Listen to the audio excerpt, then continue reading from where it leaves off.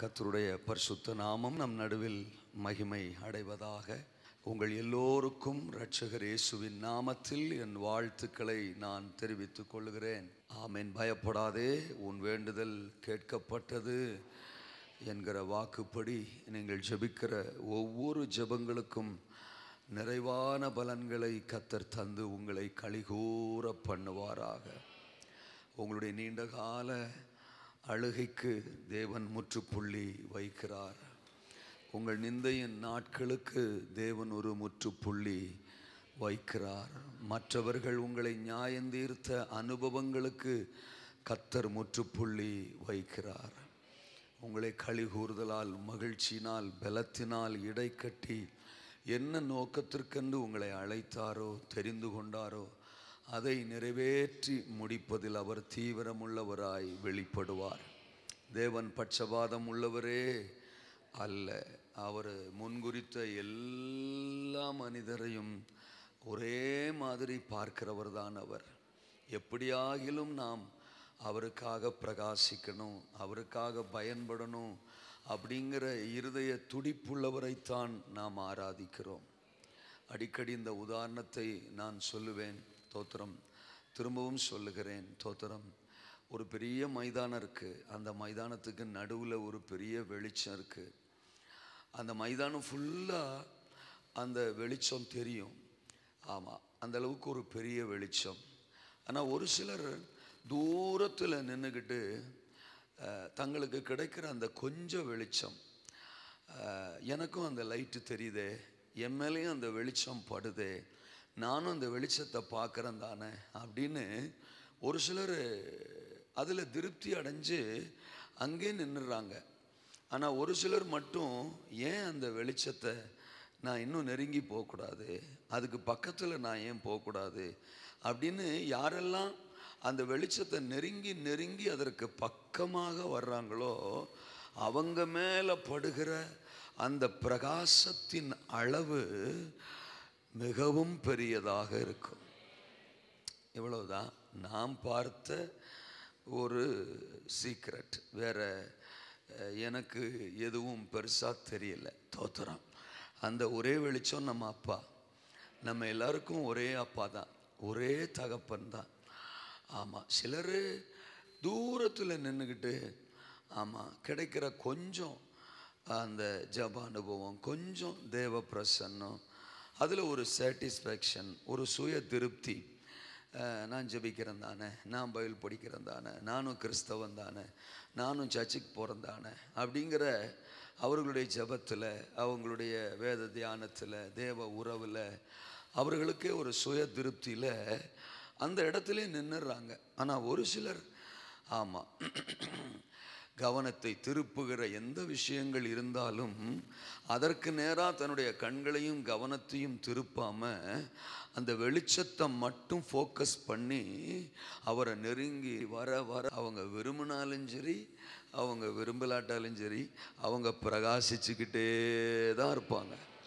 அவங்கள்ட்டிருந்து வெளிப்படுகிற தேவனுடைய வல்லமை, பிரகாசம், மகிமை அது அதிகரிச்சுக்கிட்டே இருக்கும்.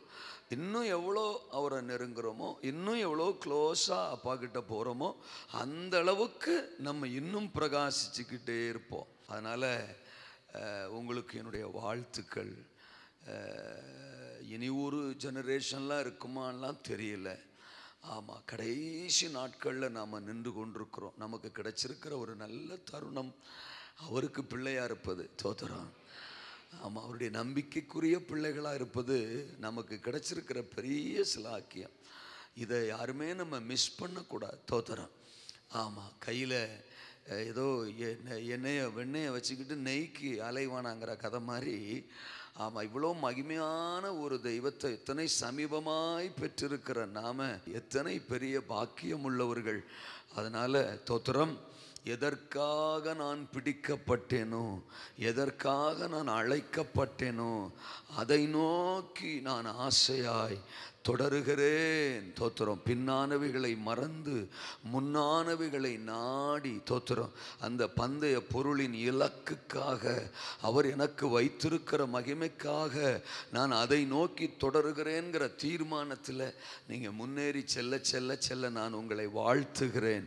கர்த்தர் அதற்கு வேண்டிய கிருபைகளையும் பலனையும் அபிஷேகத்தையும் இப்போ இருக்கிறத விட இன்னும் ஏராளமாக மகிமையாக உங்களுக்கு தருவாராக.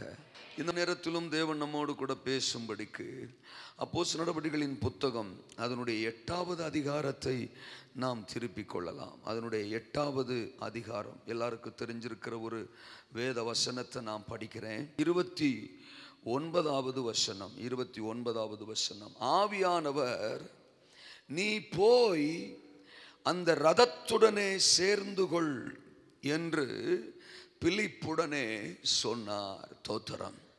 அந்த ரதத்துடனே சேர்ந்து கொள் அப்படின்னு பிலிப்புக்கு சொல்லுகிறார். தோத்திரம். ரதத்துடனே சேர்ந்து கொள். அதுதான் என் பிரசங்கம். கர்த்தருக்கு ஸ்தோத்திரம். இந்த சம்பவம் நமக்கு நன்றாக தெரியும். அப்போஸ்தலர் காலம் அது. பரிசுத்த ஆவியானவர் பலமாய் திருச்சபையின் மேல் ஊற்றப்பட்ட காலம் அது. ஆதி திருச்சபை நாட்கள் அது. கற்பனை கெட்டாத கர்த்தருடைய ஆவியானவரின் செயல்களால் சபை களிகூர்ந்த காலம் அது. சத்துருக்களெல்லாம் பயந்து பிரமித்த காலம் அது. இயற்கைக்கு அப்பாற்பட்ட அற்புதங்களும் அடையாளங்களும் ஏராளமாய் நடந்த காலம் அது. ஒரு பிரசங்கத்தில் 3000, அடுத்த பிரசங்கத்தில் 5000 என்று ஆயிரக்கணக்கான ஜனங்கள் மனம் திரும்பின காலம் அது. அப்போஸ்தலர்கள் கால் வைத்த பகுதிகளெல்லாம், அவர்கள் கால் வைத்த கிராமங்களெல்லாம், பட்டணங்களெல்லாம் தேவராஜ்யத்தின் பக்கமாய் ஈர்க்கப்பட்ட காலம் அது. இயேசுவின் நாமம் கற்பனை கெட்டாத விதத்தில் உயர்த்தப்பட்ட நாட்கள் அது. அதைத்தான் இந்த நாட்களிலும் நாம் விரும்புகிறோம். அப்படிப்பட்ட ஒரு காலத்தை நாங்கள் பார்க்க விரும்புகிறோம்ப்பா. அப்போஸ்தலர் காலத்தின் எழுப்புதலை எங்கள் கண்கள் இந்த நாட்களில் பார்க்கணும்பா. அப்படித்தான் பலமுறை நாம் ஏங்குறோம், பலமுறை நாம் ஜெபிக்கிறோம். தோத்திரம். ஆனால் எந்த அளவிற்கு எழுப்புதல் இருந்ததோ அந்த அளவுக்கு எதிர்ப்புகளும் இருந்தது. மாற்றி சொன்னால், எந்த அளவிற்கு எதிர்ப்புகள் இருந்ததோ அந்த அளவிற்கு எழுப்புதலும் இருந்தது. தோத்திரம். சுவிசேஷத்தை பகைத்தவர்கள், எதிர்த்தவர்கள், தோத்திரம், ஊழியர்களுக்கு விரோதமாய் செயல்பட்டவர்கள் ஏராளமான பேர் அன்றைக்கு இருந்தார்கள். பிரதான ஆசாரியர்கள், அதிகாரம் பெற்றவர்கள், தோத்திரம், வேதபாரகர்கள், பரிசேயர்கள் என்று கடின உள்ளம் கொண்ட யூதர்கள், ரோம அதிகாரிகள், தேசாதிபதிகள், தோத்திரம் ஏரோது என்கிற ராஜாவை போன்றவர்கள் என்று பலதரப்பட்டவர்களிடத்தில் இருந்து பிரச்சனைகளும் உபத்திரவங்களும் எதிர்ப்புகளும் பாடுகளும் சபையை தாக்கி கொண்டிருந்த காலம். அப்போஸ்தலர்கள் காலத்தில் உபத்திரவங்கள் மிகவும் கொடிதாக இருந்தது என்பதையும் வேதம் நமக்கு சுட்டி காண்பிக்கிறது. குறிப்பா 8ஆம் அதிகாரத்தின் முதல் வசனத்திலிருந்து படித்தா, அவனை கொலை செய்கிறதற்கு சவுலும் சம்மதித்திருந்தான். அக்காலத்தில் எருசலேமில் உள்ள சபைக்கு மிகுந்த துன்பம் உண்டாயிற்று.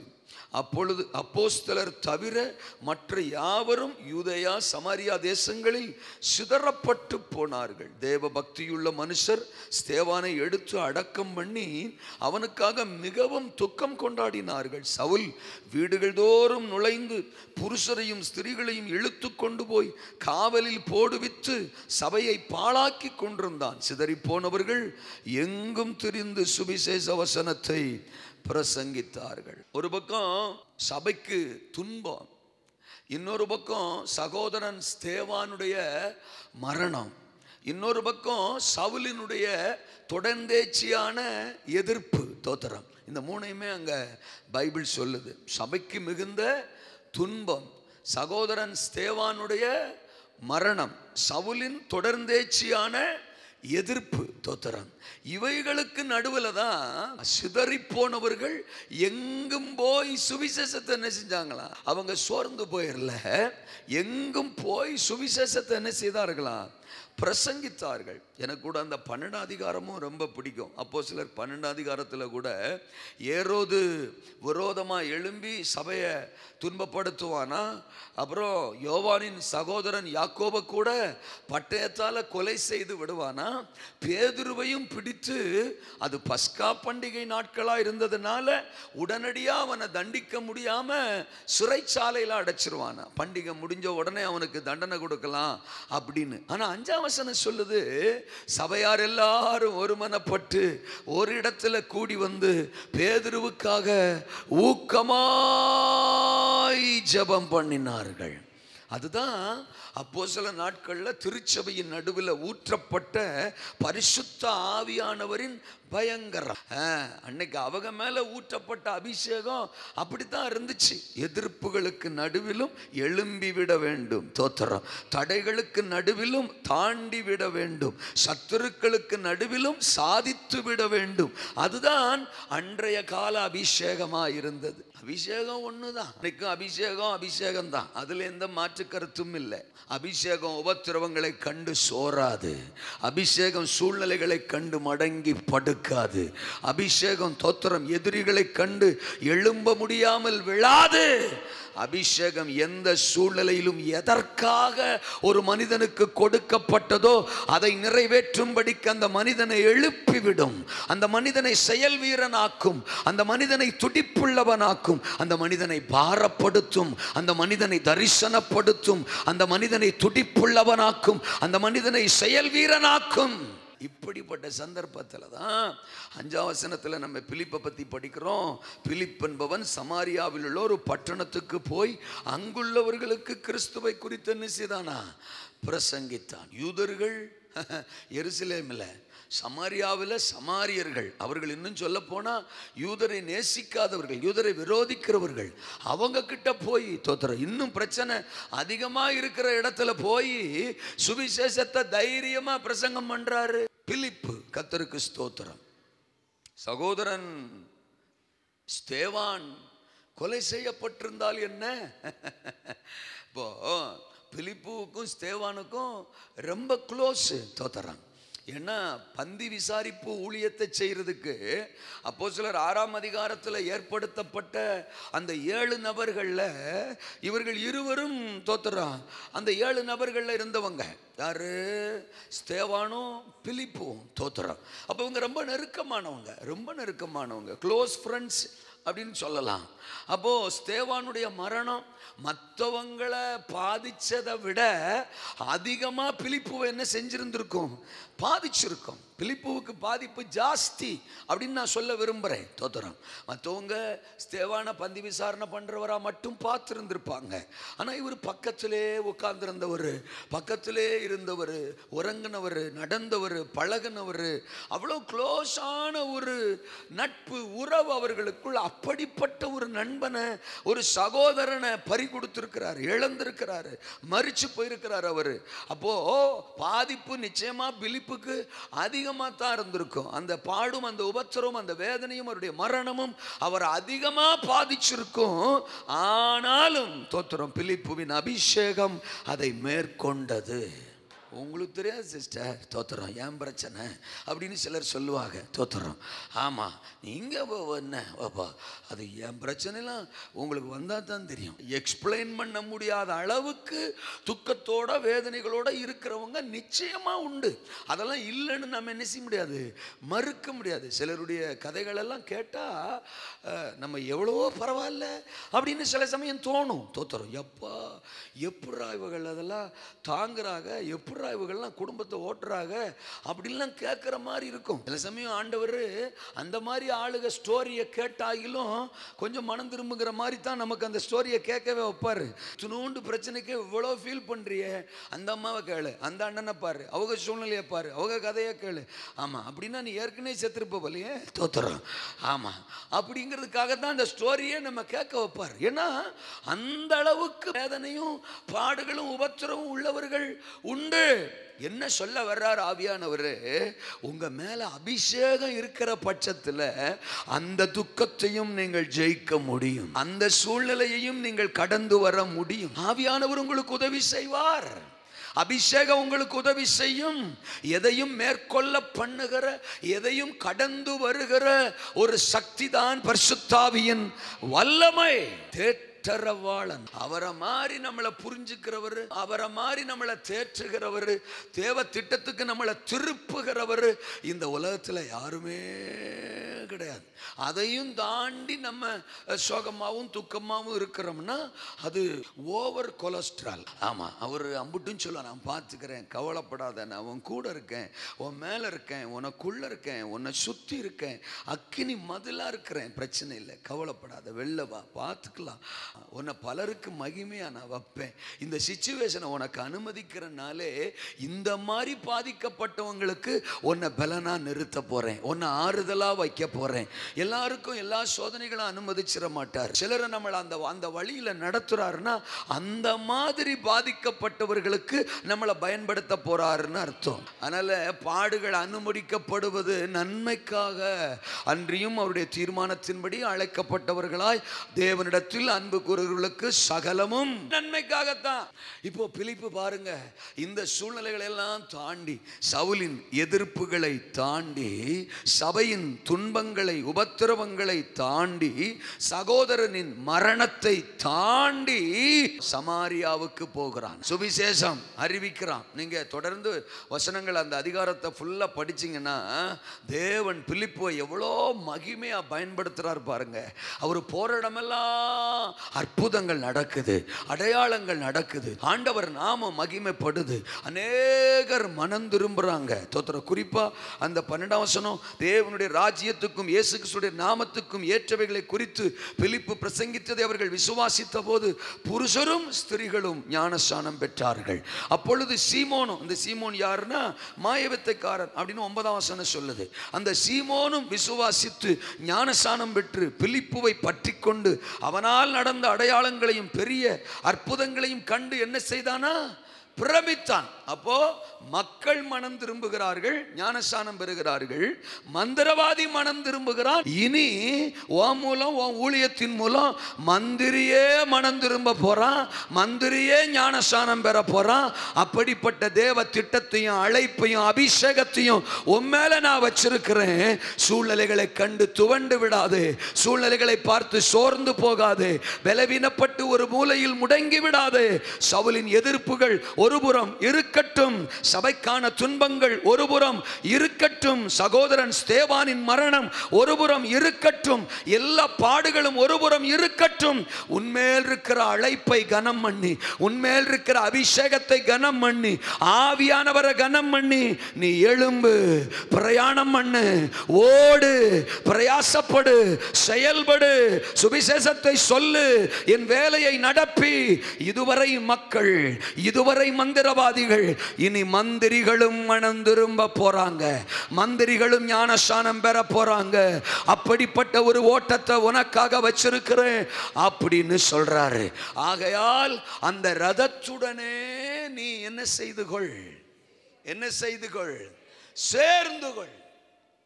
அந்த ரதம், அந்த ரதத்தில் ஒரு மந்திரி, நமக்கு தெரியும் அந்த சம்பவம். தோத்திரம். இதுக்கு முந்தின மேலே இருக்கிற வசனங்களில் 27, அந்தபடி அவன் எழுந்து போனான், எத்தியோப்பியருடைய ராஜஸ்திரி ஆகிய கந்தாக என்பவளுக்கும் மந்திரியும் அவருடைய பொக்கிஷம் எல்லாவற்றிற்கும் தலைவனுமாயிருந்த எத்தியோப்பியன் ஆகிய ஒருவன் பணிந்து கொள்ளும்படி எருசலேமுக்கு வந்திருந்து ஊருக்கு திரும்பி போகும்போது தன் ரதத்திலே உட்கார்ந்து ஏசாயா தீர்க்கதரிசியின் ஆகமத்தை வாசித்து கொண்டிருந்தான். ஆமென் சொல்லுங்க. நீ போய் அந்த ரதத்துடனே என்ன செய்ய, சேர்ந்து கொள், தோத்திரம் அப்படின்னு சொல்றார். நல்ல கவனிங்க.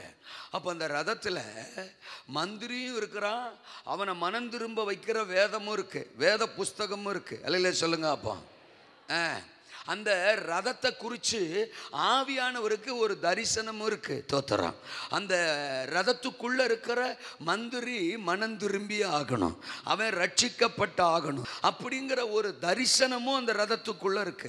இதை செயல்படுத்துவதற்கு ஒரு நபர் வேண்டும். தோத்திரம். அந்த தரிசனத்தை, அந்த ஆவியானுடைய பாரத்தை, அந்த ரதத்தை குறித்து தேவனுக்கு இருந்த தரிசனத்தை, அந்த ரதத்துக்குள்ளிருந்த மந்திரிக்கு அடுத்த தேவ தரிசனத்தை, மந்திரியை குறித்த பாரத்தை, அந்த ஆத்துமாவை குறித்த பாரத்தை, அந்த ஆத்தும மீட்பு, ஆத்தும ரட்சிப்பை குறித்த பாரத்தை நடப்பிக்க ஒரு பாத்திரம், நடப்பிக்க ஒரு மனுஷன் அங்கே தேவனுக்கு தேவை. தெளிவான ஒரு மனுஷன், தேவன் தெரிந்து கொண்ட ஒரு மனுஷன். அவன் பிலிப்பு. அந்த மனுஷனை பார்த்து சொல்றாரு, அந்த ரதத்துடனே நீ போய் என்ன செய்ய, சேர்ந்து கொள். இன்றைக்கு நான் ஒரு 3 விதமான ரதத்தை பற்றி உங்கள் கூட பிரசங்கம் பண்ண போகிறேன்.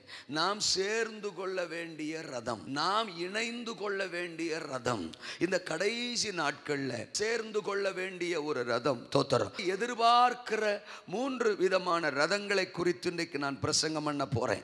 முதல் ரதம் இந்த கந்தாக என்பவளுக்கு மந்திரியானவனின் ரதம். தோத்திரம். 2வது ரதம் தோத்திரம் யெகூவின் ரதம். 3வது ரதம் எலியாவின் ரதம். அப்படின்னு இந்த 3 ரதத்தை வச்சு இன்னைக்கு நான் பிரசங்கம் பண்ண போறேன். பாயிண்ட சொல்றேன். அறிவிக்கும் ரதம், 2வது அபிஷேகத்தின் ரதம், 3வது அழைத்து செல்லும் ரதம். அறிவிக்கும் ரதத்தோட நீ போய் சேர்ந்துக்க அப்படின்னு சொல்றாரு. அபிஷேகத்தின் ரதத்தோட நீ போய் சேர்ந்துக்க அப்படின்னு சொல்றாரு. அழைத்து செல்லுகிற ரதத்தோட நீ போய் சேர்ந்து கொள் என்றும் சொல்லுகிறார். நான் 1 by 1 உங்களோட பிரசங்கம் பண்ணுவேன். இது அறிவிக்கும் ரதம். அந்த ரதத்துக்குள்ள ஒருத்தர் இருக்கிறான். அறிவிக்க வேண்டிய ஒரு அவசியம் இருக்கு. வார்த்தையை, வேதத்தை, சுவிசேஷத்தை, வசனத்தை அதை நீதான் செய்யணும், நீதான் அதை அவனுக்கு அறிவிக்கணும். ஆகையினால ஏற்கனவே வேதம் அவனோட பேசிக்கிட்டு இருக்கு. அவன் அந்த வேதத்தை படிச்சுக்கிட்டு இருக்கிறான், அந்த வேதத்தை வாசிச்சுக்கிட்டு இருக்கிறான். ஆனாலும் நீயும் சென்று இன்னும் அதிகமாய், இன்னும் ஆழமாய் அவனுக்கு அதை அறிவித்தாக வேண்டும். அவனை குறித்து எனக்கு ஒரு இலக்கு இருக்கிறது. இந்த ரதம் போய்கிட்டே இருக்கும், ஒரு இடத்துல நிற்கும். தோத்திரம். அவன் இறங்குவான், உன் கரத்தினாலேயே அவன் ஞானஸ்நானம் பெறுவான், அவன் என்னை ஏற்றுக்கொள்ளுவான், அவன் மனம் திரும்புவான், அவன் என்னை அறிக்கையிடுவான். பரலோகத்தில் ஒரு பெரிய சந்தோஷம், பரலோகத்தில் ஒரு பெரிய மகிழ்ச்சி இருக்கிறது. இந்த மிகப்பெரிய தரிசனம் நிறைவேற நீ அந்த ரதத்தோட போய் சேர்ந்து கொள். நம்மளை கர்த்தர் அழைச்சதின் நோக்கமே தோத்திரம். ஆமா, நம்மை கொண்டு தேவனுடைய நாமம் இந்த உலகத்தில் என்ன செய்யணும்? மகிமைப்படணும். ரோமர் 8:30 படிக்கிறோம். மேலும் எவர்களை அவர் முன் குறித்தாரோ அவர்களை அழைத்திருக்கிறார். எவர்களை அழைத்தாரோ அவர்களை நீதிமான்களாக்கி இருக்கிறார். எவர்களை நீதிமான்களாக்கினாரோ அவர்களை மகிமைப்படுத்தியும் இருக்கிறார். நம்மளும் மகிமைப்படணும். நாம மூலமா தேவனுடைய நாமமும் என்ன செய்யணும்? மகிமைப்படணும். கிட்டத்தட்ட பரலோகத்துக்கு ஏறி போகும்போது 120 பேர் அங்க இருக்கிறாங்க. அப்போ ஆண்டவர் அவர்களை பார்த்து சொல்றாரு, மத்தேயு 28:19-20 வசனங்கள்ல. அதற்கப்புறம் மார்க்ல கூட அதை நம்ம படிக்கலாம். 16ஆம் அதிகாரம் 15-16 வசனங்கள்ல, நீங்கள் புறப்பட்டு போய் சகல ஜாதிகளையும் சீசராக்குங்கள், நீங்கள் உலகமெங்கும் போய் சர்வ சிருஷ்டிக்கும் சுவிசேஷத்தை பிரசங்கியுங்கள். இதுதான் உங்களுக்கான அழைப்பு. இதைத்தான் தோத்திரம் நீங்கள் நிறைவேற்றும்படி பரலோகம் உங்களை அழைச்சிருக்கு அப்படின்னு ஆண்டவர் சொல்றாரு. ஏற்கனவே ஆண்டவர் நமக்கு ஒரு ரதத்தை கொடுத்திருக்கிறாரு. இது ஆத்தும பாரம் உள்ள ஒரு ரதம், சபை, தரிசனம் உள்ள ஒரு சபை, வேதம் நிறைந்த ஒரு சபை, சத்தியம் இருக்கிற ஒரு சபை, வேதத்தின் உபதேசங்கள் இருக்கிற ஒரு சபை, ஆவியானவர் அசைவாடுகிற ஒரு சபை, ஆவியானவர் வாசம் பண்ணுகிற ஒரு சபை, பட்டணத்தையே தேவனுக்கென்று சுதந்தரித்து விட வேண்டும் என்று துடிக்கிற ஒரு சபை, மிகப்பெரிய எழுப்புதலை கொண்டு வந்து விட வேண்டும். இயேசுவின் நாமம் எப்படியாகிலும் இந்த கடைசி தலைமுறையிலே ஜனங்களுக்கு கடத்தப்பட்டாக வேண்டும் என்று பாரம் கொள்ளுகிற, மன்றாடுகிற, புலம்புகிற, துறப்பிலே நிற்கிற தரிசனம் உள்ள ஒரு சபை, ஒரு ரதம். அல்லேலூயா சொல்லுங்க. இந்த ரதத்தின் மூலம் பல ஆத்துமாக்கள் கர்த்தர் பக்கம் வர போறாங்க. பல மடங்கு பெருக்கம், ஜனத்திரள், கூட்டம், இளைஞர்கள், குடும்பங்கள், ஆயிரங்கள், லட்சங்கள், பட்டணங்கள், கிராமங்கள் கிறிஸ்துவின் பக்கமாக திரும்பி பிதா, குமாரன், பரிசுத்தாவி நாமத்தினாலே ஞானஸ்நானம் பெற்று அவர்கள் கர்த்தரை மகிமைப்படுத்த போகிறார்கள். இந்த ரதத்தோடு நீங்கள் இணைந்து கொள்ளுங்கள், சேர்ந்து கொள்ளுங்கள். அந்த ரதத்தின் மூலம் எனக்கு என்ன கிடைக்குங்கிறது பிலிப்புவின் தரிசனம் அல்ல. அந்த ரதத்துக்குள்ள இருந்து நான் என்ன பண்ணலாங்கிறது தான் பிலிப்புவின் அழைப்பு. நான் சபைக்கு என்ன பண்ணலாம், நான் என்ன ஆவியானவருக்கு என்ன பண்ணலாம், என்ன இந்த சபைக்குள்ள கொண்டு வந்தவருக்கு என்ன பண்ணலாம், இந்த ரதத்துக்குள்ள இருந்து நான் என்ன பண்ணலாம், இந்த ரதத்துக்குள்ள என் வேலை என்ன, இந்த ரதத்துக்குள்ள என்னை குறித்த தேவனுடைய திட்டம் என்ன, நான் நிறைவேற்ற வேண்டியது என்ன அப்படிங்கிறத அறிந்து தோத்திரம் அதை நிறைவேற்றும்படிக்கு அடுத்தடுத்த வசனங்கள்ல படிக்கிறோம். என்ன படிச்சுக்கிட்டு இருக்கிறீரு அப்படின்னு பிலிப்பு கேட்கிறாரு. படிக்கிறேன், ஆனா புரிய மாட்டேக்கு. நம்மள மாதிரி தான் மந்திரியும் இருந்திருக்கிறார். ஆமேன்னு சொல்லுங்க. ஆமா ஆமா, பல வருஷம் சபைக்குள்ள இருக்கிறவங்களுக்கு இன்னும் படிக்கிறது என்ன செய்ய மாட்டேக்கு, புரிய மாட்டேக்கு. தோத்திரம். ஆமா, படித்தா தானே புரியும். அல்லையா சொல்லுங்க. அப்போ சிலர் படிக்கிறதே இல்லை. தோத்திரம். அன்னைக்கு அவ்வளோ பெரிய மந்திரி, மினிஸ்டரு, அவர் கூட டிராவலில் கர்த்தருக்கு ஸ்தோத்திரம் பைபிளை படிச்சுட்டு போனாராம். நம்ம டிராவலில் என்னைக்காவது ஒரு நாள் பைபிள் எடுத்து படித்த அனுபவம் இருக்கா? தோத்திரம். யோசித்து பாருங்க. இப்போ தான் மொபைல் வச்சிருக்கிறோம், அதில் அத்தனை ஆப்பு. கர்த்தருக்கு ஸ்தோத்திரம். ஆமாம், சிலர் மொபைலில் பைபிள் ஆப்பு இருக்காங்கிறதே சந்தேகமாக இருக்குது. அப்படியே இருந்தாலும் தோத்திரம் ஆப் இருக்கும், அதை ஓப்பன் பண்றது இருக்கிறமா அப்படிங்கிறது தெரியல. அது ஒரு ஓரமா இருக்கும். வாட்ஸ்அப்பு தோத்திரம், ஆமா, ஃபேஸ்புக்கு தோத்திரம், கூகுள், அதை அப்படியே தள்ளி விட்டுக்கிட்டு அதையே நோண்டிக்கிட்டு அதையே பார்த்துக்கிட்டு அதில் செலவு பண்றதுக்கு நமக்கு என்ன செய்ய மாட்டேங்குது, நேரம் பத்த மாட்டேங்குது. சிலருக்கெல்லாம் 24 மணி நேரம் பத்தலை. தோத்திரம். என்ன பண்றது? முதல்ல தெரிஞ்சிருந்தா ஆண்டவர் எக்ஸ்ட்ரா கொஞ்சம் மணிகள்லாம் வச்சு கூட நாட்களை படைச்சிருந்திருப்பார். அல்லையே சொல்லுங்க. 24 மணி நேரம் கூட பத்த மாட்டேங்குது. ராத்திரிலாம் படுத்துக்கிட்டு பார்த்துக்கிட்டு இருக்கிறாங்க. 1 மணி 2 மணிக்கு கூட பார்க்குற ஆளுகள்லாம் இருக்கிறாங்க. தூங்குறது கிடையாது. எப்போ பாரு எதையாயிலும் ஒன்று நோண்டிக்கிட்டு இருக்கிறது. ஏன்னா அதுதானே நம்மளை நரகத்துக்கு கொண்டு போக போகுது. ஏசுரத்தம் செய்யும். ஆனால் மந்திரி பாருங்க, அவர் எருசலேமுக்கு வந்துட்டு போறாரு. எங்க வந்துட்டு போறாரு? எருசலேமுக்கு வந்துட்டு போறாரு. அவன் எத்தியோப்பிய மந்திரி. தோத்திரம். எருசலேமுக்கு வந்துட்டு போறான். தோத்திரம்.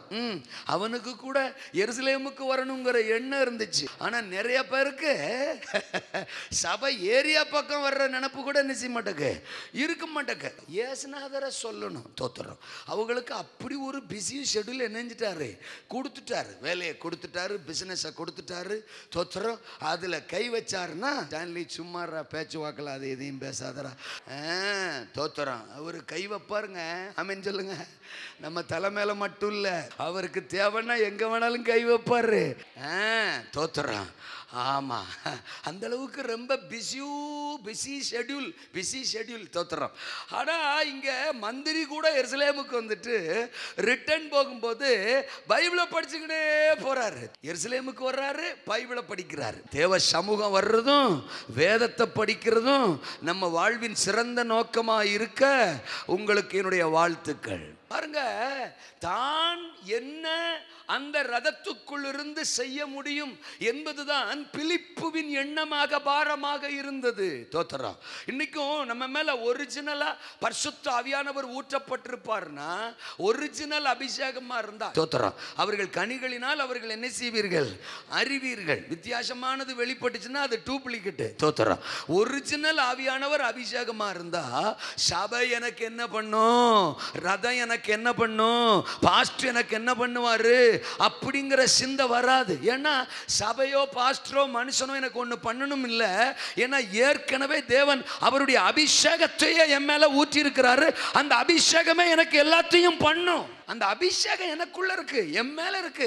அதுவே எனக்கு வேண்டியதை தரும், எனக்கு வேண்டியதை அதுவே சப்ளை பண்ணும். தோத்திரம். இருக்கிறீங்களா? நான் அந்த ரதத்தோட சேர்ந்து கொண்டு, சபையோட சேர்ந்து கொண்டு, தரிசனத்தோட சேர்ந்து கொண்டு எனக்கான உத்தரவாதம் என்ன என்பதை அறிந்து அதை நான் நிறைவேற்ற வேண்டும். அந்த 35வது வசனத்தில் அப்பொழுது பிலிப்பு பேசத் தொடங்கி இந்த வேத வாக்கியங்களை முன்னிட்டு இயேசு கிறிஸ்துவை குறித்து அவனுக்கு என்ன செய்தானா, பிரசங்கித்தான். அவன் பாருங்க, சுவிசேஷத்தை அறிவிப்பது ஒரு தனி மனிதனுக்கு தேவையோட அவசியத்தோட இருக்கிற ஒரு ஆத்துமாவுக்கு, தெளிவில்லாமல் பயணிக்கிற ஒரு ஆத்துமாவுக்கு, தோத்திரம், ஆமா, தேவனுடைய வார்த்தையை சுவிசேஷத்தை அறிவிப்பதற்கு நிகரான ஒரு ஊழியம் இந்த உலகத்தில் எங்கேயுமே கிடையாதுங்க. ஒன்ன விளங்கிக்கங்க, ஒரு தனி மனிதன் நமக்கு சுவிசேஷம் சொல்றப்போ நம்ம ரட்சிக்கப்படுறோம் பாருங்க, அந்த தொகை தான், அந்த எண்ணிக்கை தான் இன்னைக்கு வரைக்கும் அதிகம். செலவில்லாமல் தேவனுடைய ராஜ்யத்தை ஸ்தாபிப்பதற்கே தோத்திரம், அது எத்தனை மகிமையான விஷயம் தெரியுமா? அல்லையா சொல்லுங்க. ஒவ்வொருத்தருக்கும் ஒரு ஆத்தும பாரம், ஒவ்வொருத்தருக்கும் சுவிசேஷத்தை அறிவிக்கணுங்கிற பாரம். இன்னைக்கு இந்த சுவிசேஷ பிரபல்யங்கிறது ரொம்ப மங்கி போயிடுச்சு. நம்ம தெரு பிரசங்கம் பண்ண வேண்டாம், போய் தோத்திரம் அங்கங்க நின்று கத்தணுங்கிறது வேண்டாம். தோத்திரம், தனி மனிதனை ஆதாயப்படுத்துற, நம்மளோடு பழகுகிற நம்முடைய உறவுகள், நம்முடைய எதிர் வீட்டு குடும்பங்கள், பக்கத்தில் இருக்கிறவங்க, நண்பர்கள், நட்புகள், சொந்த பந்தங்கள், அறிந்தவர்கள், இப்படிப்பட்டவர்களுக்கு ஆண்டவருடைய அன்பை, சுவிசேஷத்தை, வார்த்தையை சொல்லி அவர்களை ஞானஸ்நானத்திற்கும் சபைக்கும் ரட்சிப்புக்கும் உட்படுத்துகிற ஒரு ஆமென் பாரம் இருக்கு, ஒரு ஊழியம் இருக்கு. அது நம் எல்லோருக்கும் கொடுக்கப்பட்டது.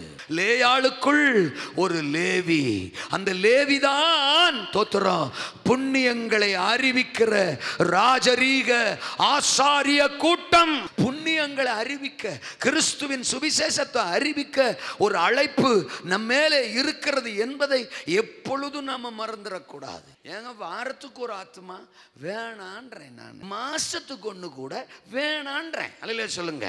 நான் என்ன சொல்றேன், வருஷத்துக்கு ஒண்ணு. ஒரு 100 பேர் இருக்கிற சபையில வருஷத்துக்கு ஒண்ணுன்னா அடுத்த வருஷத்துல 200 ஆயிரும்ல.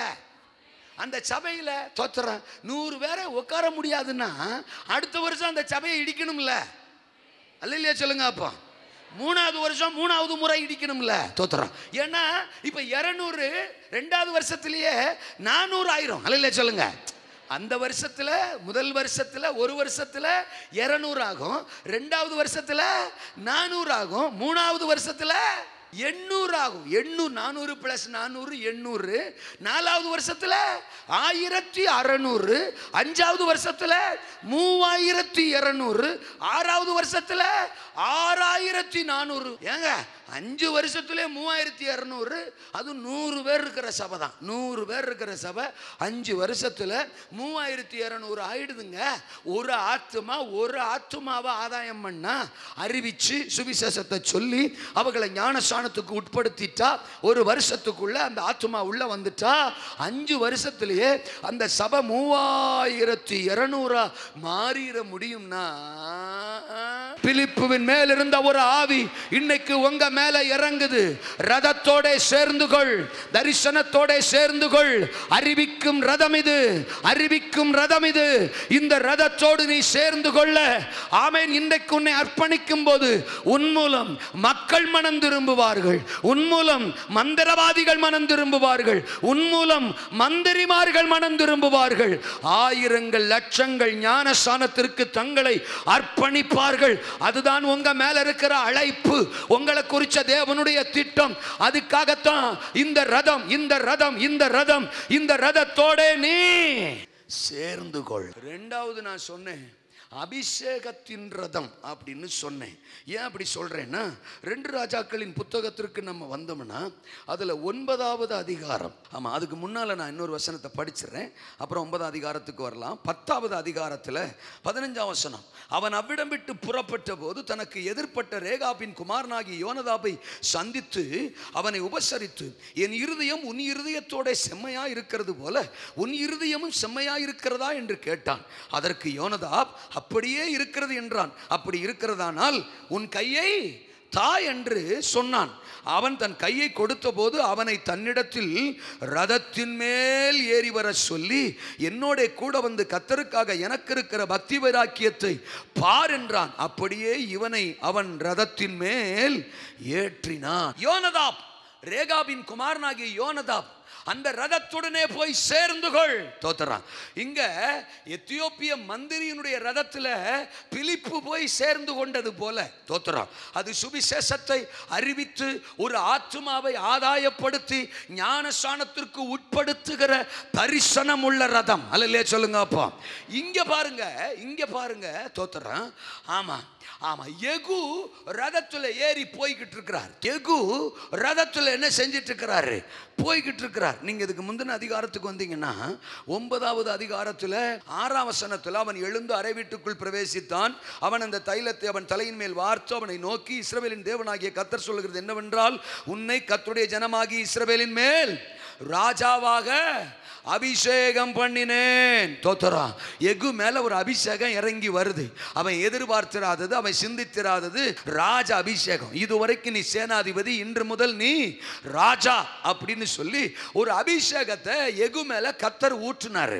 ஆமா, அந்த அபிஷேகத்தை சுமந்துகிட்டு 16ஆம் வசனம் சொல்லுது, அப்பொழுது யெகூ ரதத்தின் மேல் ஏறி இஸ்ரவேலுக்கு நேராக போனான். எதை சுமந்துகிட்டு போய் யெகூ ரதத்துல போறான்?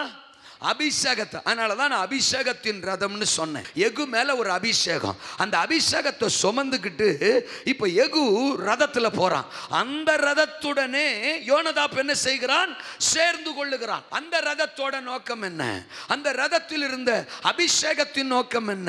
அந்த ரதத்துல அபிஷேகத்தை சுமந்தாரே யெகூ, அந்த யெகூவின் நோக்கம் என்ன?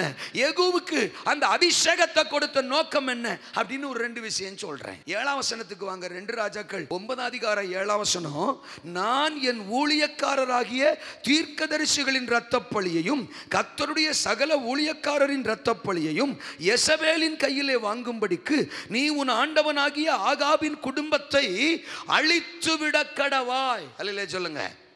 அபிஷேகம் 6வது வசனத்துல வருதுங்க. 7வது வசனத்துல ஆண்டவர் அந்த அபிஷேகம் எதுக்குன்னு சொல்றார். எதுக்கு அந்த அபிஷேகம் அப்படின்னு சொல்றார்? ஆண்டவருடைய சித்தத்தை நிறைவேற்ற, அருவருப்புகளை அகற்ற. ஆண்டவருடைய சித்தத்தை நிறைவேற்றணும், அருவருப்புகளை அகற்றணும், அசுத்தங்களை அகற்றணும். எசபேலின் ஆவிய அழிக்கணும். எசபேல, ஆகாபின் குடும்பத்தை அழிக்கணும். இதுக்குத்தான் யெகூ மேல அந்த அபிஷேகத்தை கர்த்தர் என்ன செஞ்சாராம்? ஊற்றுனாராம். யெகூ அபிஷேகிச்சுட்டு சொல்றாரு, எப்பா யெகூ, இந்த அபிஷேகம் மேல இன்னைக்கு ஊத்துறேன். நீ சேனாதிபதி, நீ எதிர்பார்க்கவே இல்லை, ஆனா உன்னை தேடி வந்துச்சு இந்த அபிஷேகம். இந்த அபிஷேகத்தை இன்னைக்கு உன் சிரசின் மேல ஊத்தி இருக்கிறேன். நீ என்ஜாய் பண்றதுக்காக அல்ல, உன் விருப்பத்தை நிறைவேற்றிக்கிறதுக்காக அல்ல, உன் ஆசைகளை பூர்த்தி செய்யறதுக்காக இல்ல.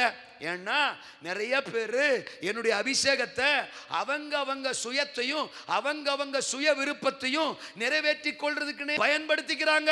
சவுலுன்னு ஒருத்தனை 1 சாமுவேல் 10வது அதிகாரத்துல நான் அபிஷேகம் பண்ணேன். அதே சாமுவேல்ட்ட 1 சாமுவேல் 15 அதிகாரத்துல 1, 2, 3 வசனங்கள்ல அவனை ஏன் அபிஷேகம் பண்ணுன்னு அவனுக்கு சொன்னேன்.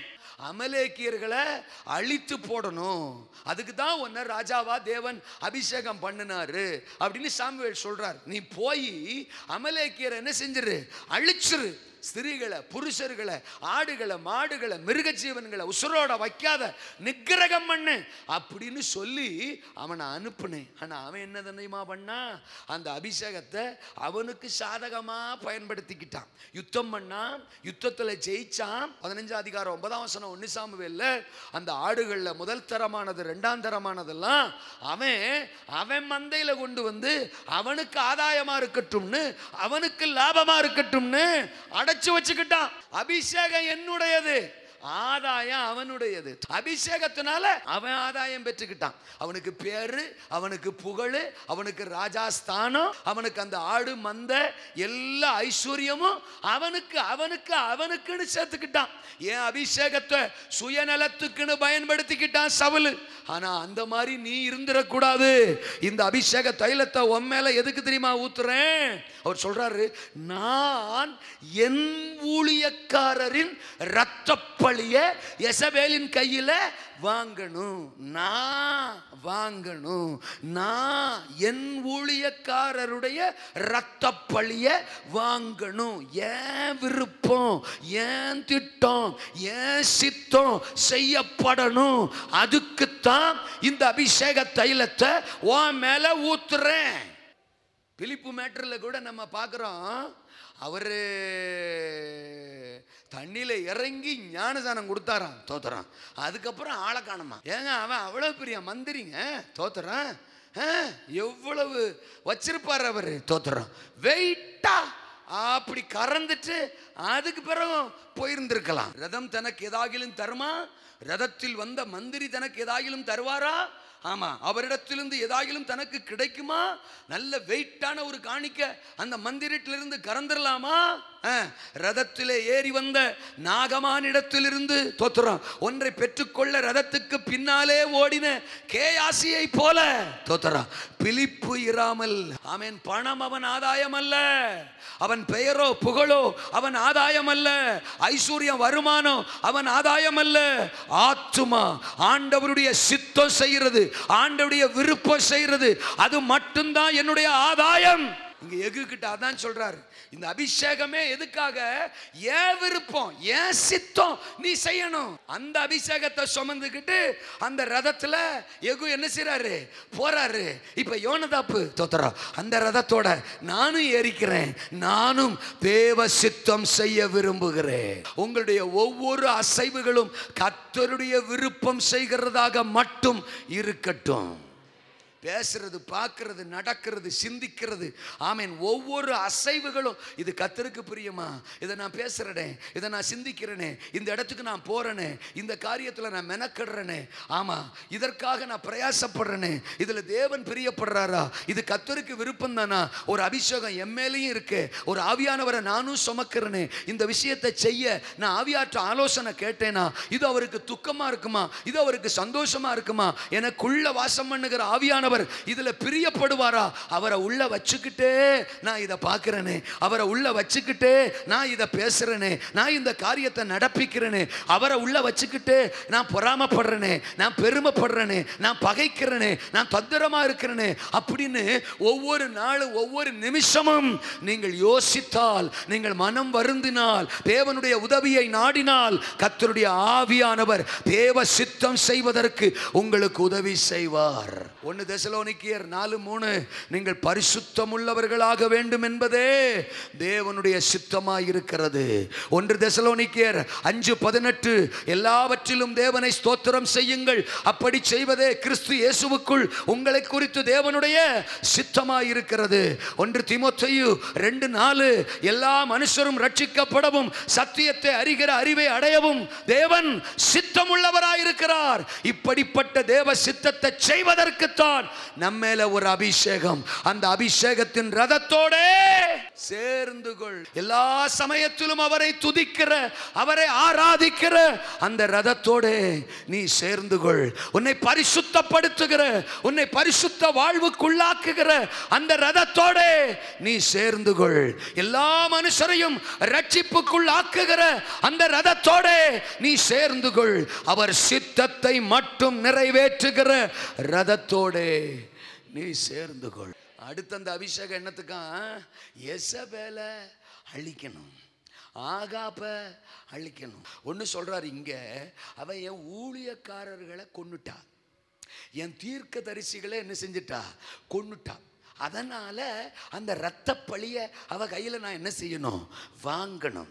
அப்படின்னா என்ன ஆண்டவருக்கு வருத்தம்? வருத்தம் எனக்கான என் ஊழியர்கள், என் பணியை செய்ய வேண்டிய என்னுடைய தாசர்கள், என்னுடைய ஓட்டத்தை, அழைப்ப, அபிஷேகத்தை பெற்றவர்கள், அவங்க ஓட்டத்தை அவ என்ன செஞ்சிட்டா?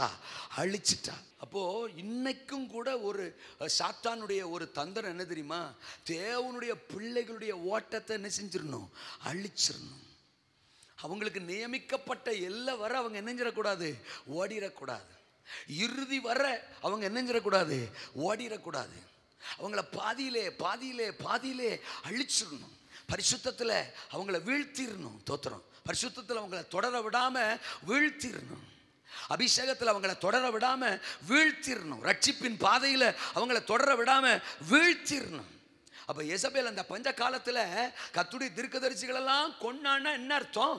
அவங்க கர்த்தருடைய ஊழியர்கள், கர்த்தருடைய ஊழியத்தை நிறைவேற்ற, தேவ சித்தத்தை நிறைவேற்ற தேவனால தெரிந்து கொள்ளப்பட்டவர்கள்.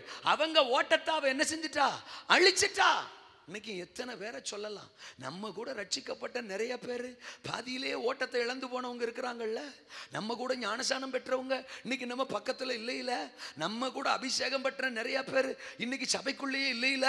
அப்போ அவங்களுக்கு ஒரு ரட்சிப்பின் ஓட்டத்தை கர்த்தர் கொடுத்தார்ல, ஒரு அழைப்பை கர்த்தர் கொடுத்திருந்தார்ல, ஒரு ஆவியின் பயணத்தை கர்த்தர் கொடுத்திருந்தார்ல. அப்ப இந்த எசபேலின் ஆவி, இந்த சாத்தானுடைய ஆவி பலருடைய ரட்சிப்பின் வாழ்க்கை என்ன செஞ்சிட்டு? அழிச்சிருச்சுல.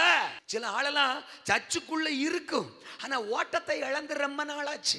சபையில் ஆளா இருக்கும், தோத்துறோம், ஆனா பரிசுத்தத்தை இழந்து, பக்தியை இழந்து, வைராக்கியத்தை இழந்து, தரிசனத்தை இழந்து, ஜெபத்தை இழந்து, தேவ உறவை இழந்து ரொம்ப நாள் இருக்கும். ஏன்னா அந்த பர்டிகுலர் ஸ்பிரிட்டை ஏற்கனவே எசபேலின் ஆவி, அந்த அசுத்த ஆவி என்ன செஞ்சிருச்சு?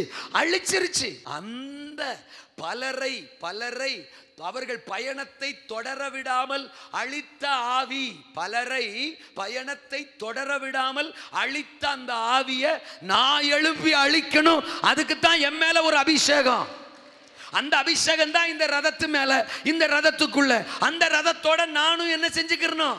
இந்த ரதத்தோட சேர்ந்து பலருடைய ஆவிக்குரிய பயணத்தை, பலரை குறித்து தேவன் வச்சிருந்த திட்டத்தை பாதியிலே அழிச்சு போட்ட அந்தகார வல்லமைகளை நானும் அழிக்கணும்.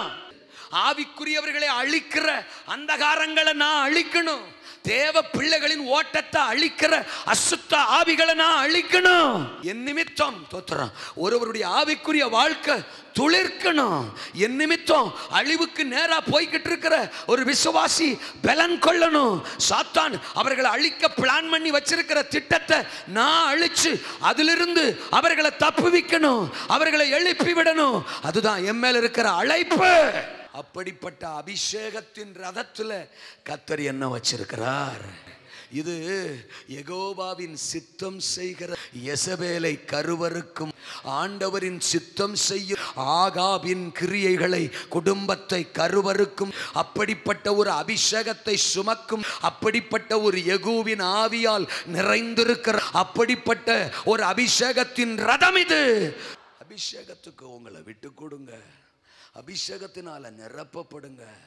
அபிஷேகம் எப்பொழுதுமே உங்க பாத்திரத்தை நிரப்பிக்கொண்டே இருக்கட்டும். ஏதோ ஆராதனைக்கு வர்ற நேரம் மட்டும்னு நினைக்காதீங்க.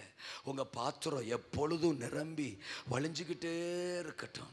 நீங்க அபிஷேகத்தை ஹானர் பண்ண உங்க பாத்திரத்தை அபிஷேகத்தினால ஸ்டோர் பண்ண அசுத்தங்கள், அந்தகாரங்கள், வல்லமைகள் உங்களை அணுகவோ நெருங்கவோ வாய்ப்பே இல்லை. தேவன் அவருக்கு தமது ஆவியை அளவில்லாமல் கொடுத்திருக்கிறார். 3:36 யோவான்ல படிக்கிறோம், அளவில்லாமல் பரிசுத்த ஆவியை தேவகுமாரனுக்கு தேவன் என்ன செஞ்சிருந்தாராம்? கொடுத்திருந்தாராம். அப்போ அவர் அளவில்லாமல் ஆவியானவரால் நிரப்பப்பட்டிருந்ததுனால, அபிஷேகத்தினால நிரப்பப்பட்டிருந்ததுனால, சாத்தான் உலகத்தின் அதிபதிக்கு அவர்கிட்ட வேலையே இல்லையா? சொல்லுங்க. உங்க சிந்தை அபிஷேகத்தால நிரப்பட்டும். உங்க அவயவங்கள் அபிஷேகத்தால நிரம்பட்டும். உங்கள் நாவு, உங்கள் கண்கள், உங்க பார்வை அபிஷேகத்தால நிரம்பட்டும். எப்பவுமே ஆவியில நிறைந்திருக்கிற துன்மார்க்கத்துக்கு ஏதுவான மதுபான வெறி கொள்ளாமல் நீங்கள் ஆவியினால் நிறைந்து தோத்திரம் சங்கீதங்களினாலும் கீர்த்தனைகளினாலும் ஞான பாட்டுகளினால் உங்கள் இருதயத்தில் கர்த்தரை பாடி கீர்த்தனம் பண்ணுங்கள். ஆமென். தோத்திரம். எபேசியர் 5:18-19 வசனங்கள்ல நாம வாசிக்கிறோம். சோ அறிவிக்கும் ரதத்துடனே சேர்ந்து கொள், அபிஷேகத்தின் ரதத்துடனே சேர்ந்து கொள். கடைசியா அழைத்து செல்லுகிற ரதம். தோத்திரம். 2 ராஜாக்கள் 2ஆம் அதிகாரம் 11ஆம் வசனம். அவர்கள் பேசிக்கொண்டு நடந்து போகையில் இதோ அக்கினி ரதமும் அக்கினி குதிரைகளும் அவர்கள் நடுவாக வந்து இருவரையும் பிரித்தது. எலியா சுழல் காற்றிலே பரலோகத்திற்கு ஏறி போனான். நம்ம எத்தனை வருஷம் ஊழியம் செய்கிறோம், எப்படிப்பட்ட ஊழியம் செய்கிறோம், இதெல்லாம் ரொம்ப முக்கியம். ஆனால் அதை விட பெரிய முக்கியம், இலக்கை நாம் அடைகிறோமா? நமக்காக நியமிக்கப்பட்டிருக்கிற அந்த பரலோகத்தின் எல்லையில் கால் வைக்கிறோமா அப்படிங்கிறது ரொம்ப முக்கியம். பரலோகத்திற்கு ஏறி போனானா. ஆமேனா. அந்த ரதம், அக்னிமயமான ரதம் இறங்கி வந்து எலியாவை பரலோகத்திற்கே அழைச்சிட்டு போச்சான். அபிஷேகம் நம்மளை அழைச்சிட்டு போகும். ஆவியானவர் நம்மளை அழைச்சிட்டு போவார். ஆமாம். வனாந்திரத்தில் ஆடு மேய்ச்சிக்கிட்டு இருந்த ஒரு தாவீதை அவசியமான ஒரு யுத்த களத்திற்கு அழைச்சிட்டு போனவர் ஆவியானவர். ஆமாம். வனாந்திரத்தில் ஆடுகளுக்கு பின்னால் இருந்தவனை அரியணையின் சிங்காசனத்திற்கு அழைச்சிட்டு போனவர் ஆவியானவர். கோலியாத்தை வீழ்த்துறதுக்கு அழைச்சிட்டு போனவர் ஆவியானவர். சவுலுக்குள் இருந்த அசுத்த ஆவியை துரத்துவதற்கு அழைச்சிட்டு போனவர் ஆவியானவர். இஸ்ரவேலரை அரசாளுகிற அரசனாய் சிங்காசனத்துக்கு அழைச்சிட்டு போனவர் ஆவியானவர். எசேக்கியேலை உலர்ந்த எலும்புகள் உள்ள பள்ளத்தாக்குக்கு அழைச்சிட்டு போனவர் ஆவியானவர். ரதத்தில் போய்கிட்டு இருந்த மந்திரிக்கு பக்கத்தில் அழைச்சிட்டு போனவர், பிலிப்புவை அழைச்சிட்டு போனவர் ஆவியானவர். அபிஷேகம் ஆவியானவர் உங்க கூட இருந்தா அடுத்தடுத்த எல்லைகளுக்கு உங்களை அவர் என்ன செய்வாரு? அழைச்சிட்டு போய்கிட்டே இருப்பாரு. கணுக்கால் அளவிலிருந்து முழங்கால் அளவுக்கு, முழங்கால் அளவிலிருந்து இடுப்பு அளவுக்கு, இடுப்பு அளவிலிருந்து நீச்சல் ஆழத்துக்கு. நேற்றைய தினம் ஜபத்தை விட இன்றைய தினம் ஜபம் இன்னும் தோத்திரம். நேற்றைய பரிசுத்தத்தை விட இன்றைய பரிசுத்தம் இன்னும், இன்றைய பரிசுத்தத்தை விட நாளைய பரிசுத்தம் இன்னும் இன்னும் இன்னும் இன்னும் இன்னும் என்கிற லெவலுக்கு ஆவியானவர் உங்களை அழைச்சிட்டு போய்கிட்டே இருப்பாரு. ரதத்தோட நீங்கள் சேர்ந்து கொண்டால், உங்களை அழைச்சிட்டு போகிற ரதத்தோட சேர்ந்து கொண்டால் உங்களை அவர் குறிச்சிருக்கிற எல்லைக்கு என்ன செய்வாரு?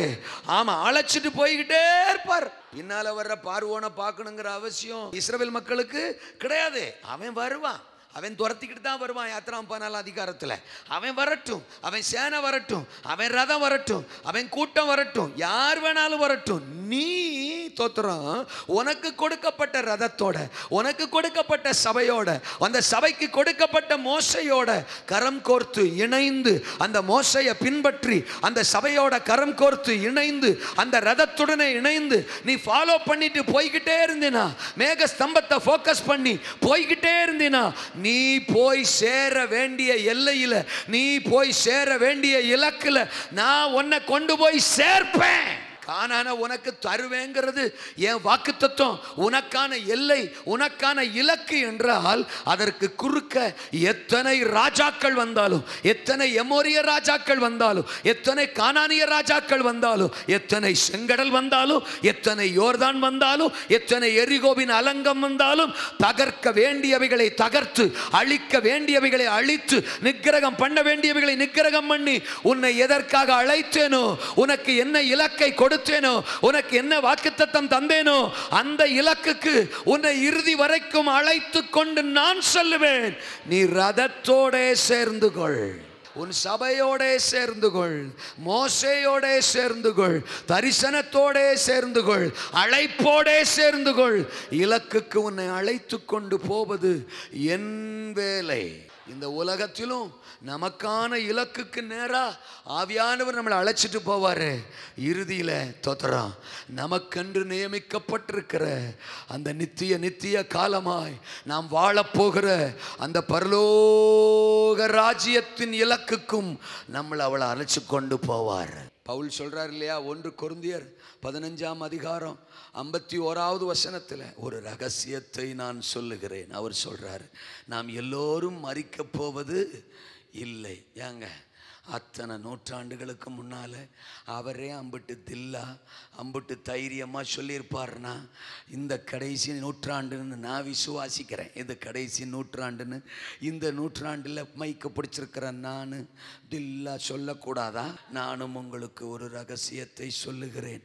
நாம் யாரும் சாக போகிறதில்லை. தோத்திரம் நமக்கு மரணம் நேரிட போவதில்லை. நம்ம தோத்திரம் நாம் எல்லாரும் நித்திரை அடைவது இல்லை. கடைசிய காலம் தொனிக்க போகுது. ஒரு நிமிஷத்தில், ஒரு இமை பொழுதுல நாம் எல்லாரும் மறுரூபமாக போகிறோம். நம்மளை அழைச்சிட்டு போக மத்தியாகாயத்தில் நம் ராஜா, ராஜாதி ராஜா, பூமி அனைத்திற்கும் ராஜா, சர்வ வல்லமையுள்ள கர்த்தர் இயேசு மகாராஜா, ஆட்டுக்குட்டியானவர், நம் மணவாளன் இறங்கி வரப்போகிறார். நீ ரதத்துக்குள்ள இருந்தேனா உன்னை தூக்கிட்டு போயிடுவாரு. சபைக்குள்ள இருந்தேனா, அவருடைய திட்டத்துக்குள்ள இருந்தோம்னா, ரட்சிப்புக்குள்ள இருந்தோம்னா நம்மளை தூக்கிட்டு போயிடுவாரு. பேழைக்குள்ள இருந்துட்டா போதும். இலக்கை பற்றி நம்ம கவலைப்படணுங்கிற அவசியம் இல்லை. குறிக்கப்பட்ட அரராத்து மலையிலே அந்த பேழை போய் கரை சேரும். கண்டிப்பாக நம்ம பேழைக்குள்ள வந்துட்டா போதும். பேழைக்குள்ள நம்ம சோத்திரம் சேர்ந்துட்டா போதும். பேழையா நம்ம இணைஞ்சிட்டா போதும். தோத்திரம் அங்கே சோறும் கிடைக்கும். தோத்திரம் அங்கே ஆசீர்வாதமும் கிடைக்கும், சமாதானமும் கிடைக்கும். தோத்திரம் கரடி இருக்கும், கடுவா இருக்கும், ஆனால் கடிக்காது. அல்ல சொல்லுங்க. ஆமாம், சண்டை வராது, யுத்தம் வராது, கலவரம் வராது, குழப்பம் வராது. ஒரே குதூகலம், கொண்டாட்டம், மகிழ்ச்சி, சந்தோஷம், ஆரவாரம், ஆர்ப்பரிப்பு. இறுதியில் குறிக்கப்பட்ட இலக்கை அந்த பேழை அடைந்தது. அதுபோல சபை என்கிற பேழை குறிக்கப்பட்ட பரலோக ராஜ்யத்தை நிச்சயம் அடையும். இங்கே தான் நம்ம ஆதாயத்தை இச்சிக்கலை, இங்கே தான் நமக்கு எந்த ஆதாயமும் கிடைக்கல, அதை நம்ம பெருசாகவும் நினைக்கல. மந்திரிக்கு ஞானசானம் கொடுத்தோன்னா அவன்கிட்ட காணிக்க வாங்கணும்னு நிற்கலை. தோத்திரம் அல்லேலூயாவா. இழிவான ஆதாயத்தை சவுல் இச்சிச்ச மாதிரி தோத்திரம் நாம் இச்சிக்க வேணான்னு வார்த்தை சொல்லுது. நம்ம இச்சிக்கலை. ஆனால் நம்மளை அழைச்சி கொண்டு போகிறவர் அடுக்கடுக்கா நமக்கு கிரீடங்களை கொடுப்பார், பொக்கிஷங்களை கொடுப்பார், சிங்காசன சிங்காசனத்தை கொடுப்பாரு, ஜீவ கிரீடத்தை கொடுப்பாரு, வாடாத மகிமையின் கிரீடத்தை கொடுப்பாரு, நீதியின் கிரீடத்தை கொடுப்பார். பிரதான மேய்ப்பர் வெளிப்படும் போது நீங்கள் மகிமையுள்ள வாடாத கிரீடத்தை பெறுவீர்கள். 1 பேதுரு 5:4 பேதுரு சொல்லுகிறார். வெளிப்படுத்தல் 2:10 நீ உண்மையாயிரு, மரண பரியந்தம் உண்மையாயிரு, ஜீவ கிரீடத்தை உனக்கு தருவேன்னு சொன்னாரு. தோத்திரம். ஆமா, 2 தீமோத்தேயு 4:7 நல்ல போராட்டத்தை போராடினேன், ஓட்டத்தை முடித்தேன், விசுவாசத்தை காத்து கொண்டேன், இது முதல் நீதியின் கிரீடம் எனக்கு வைக்கப்பட்டிருக்கிறது. ஆமென். எனக்கு மாத்திரமல்ல, அவருடைய பிரசன்னமாகுதலை விரும்புகிற யாவருக்கும் அது வைக்கப்பட்டிருக்கிறது. நீதியின் கிரீடத்தை வைத்திருக்கிறாரு, ஜீவ கிரீடத்தை வச்சிருக்கிறாரு, வாடாத கிரீடத்தை வச்சிருக்கிறாரு, மகிமையுள்ள கிரீடத்தை வச்சிருக்கிறாரு. அந்த இலக்கு, அந்த பரலோகத்திற்கு நம்மை அழைத்து செல்லுகிற ரதத்தோட நீ சேர்ந்து கொள். இனி காலம் செல்லாது. ரதத்துக்குள்ள நீங்க வந்துருங்கப்பா, ரதத்தோட சேர்ந்துங்கப்பா, ரதத்துடனே சேர்ந்து கொள். அறிவிக்கும் ரதம், அபிஷேகத்தின் ரதம், அழைத்து செல்லும் ரதம். செவிப்போம். கர்த்தர் நம்மோடு பேசியிருக்கிறார்.